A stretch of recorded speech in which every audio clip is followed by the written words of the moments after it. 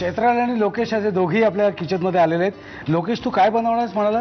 उपवासाची भजी, म्हणजे उपवासाचं साहित्य सगळं, त्यातून एक भजी ठीक आहे. काय काय मला साहित्य सांग आधी.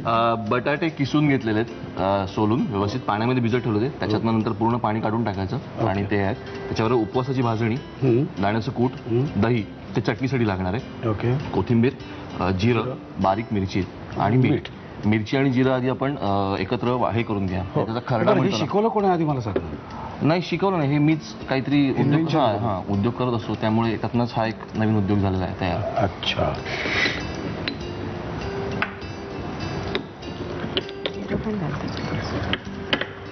म्हणजे हे दिसता कामा नाही. हा म्हणजे किती मिरची घातली हे कळता कामा नाही, खाल्ल्यानंतरच कळेल कितपत आहे ते, किंवा दुसऱ्या दिवशी. हा. पण तुम्हाला तिखट आवडतं ना? मला तिखट आवडतं.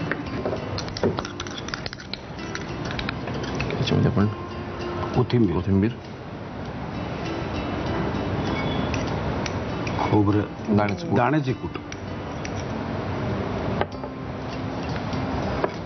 तुमच्या दोघांच्या खाण्यापिण्याच्या आवडी कशा काय कितपत जमतात? म्हणजे तुला हे आवडतं आणि तिला ते आवडत नाही वगैरे असं?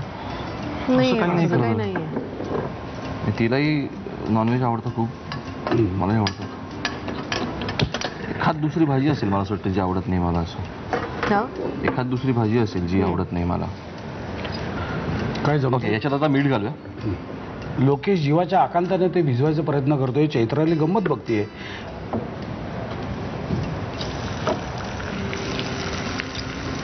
ती चटणी करायला घेऊ. हो.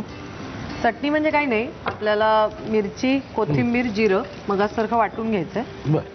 त्याच्यात दही, मिरची, जिरं, कोथिंबीर हे सगळं प्रमाण वगैरे काही नाही, तुमच्या आवडीनुसार.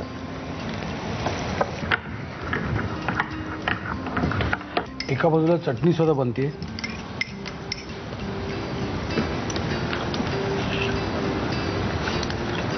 लग्नाला तुमची 8-8.5 वर्ष झाली ना?